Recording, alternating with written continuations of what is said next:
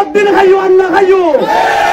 আরবি আগুনে কথা আর কিরামত সম্পদ কিরামত খাইও না সম্পত্তি যত আছে বালু তুলনের কারণে আর পুরো এলাকা ধ্বংস করে গেল কিন্তু বালু বলে কোনো কথা নেই একের শালির পিছনে মন্দ কি তারা আড়ারে বোন নির্যাতন বালু আড়া জায়গা দেবে না যাবো আর আড়ার এই বাড়িঘর বাইরে অবৈধ বালু তোলা ফটিকছড়ির কিরামের শর্তাখালের অবৈধ বালু উত্তোলন ও বহিরাগতদের আধিপত্য বন্ধে প্রশাসনের হস্তক্ষেপ কামনা করে বিক্ষোভ মিছিল করেছে কিরামবাসী।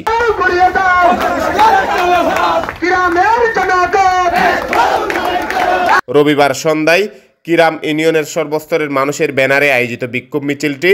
দৌলত মুন্সিরহাট থেকে শুরু হয়ে কিরাম সমনি বাজারে এসে শেষ হয়। সেখানে সংক্ষিপ্ত বিক্ষোভ সমাবেশে মোহাম্মদ রাশেদ, মোহাম্মদ ইউসুফ, মোহাম্মদ রফিক প্রমুখ বক্তব্য দেন।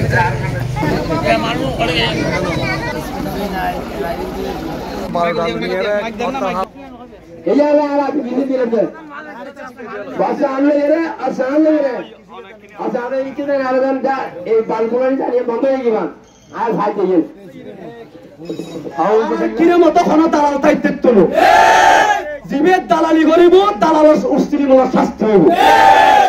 আর সম্পদ আর কিরামত খাইব আর সম্পদ আবার বাইরে কিনলে বিক্রিত হইতো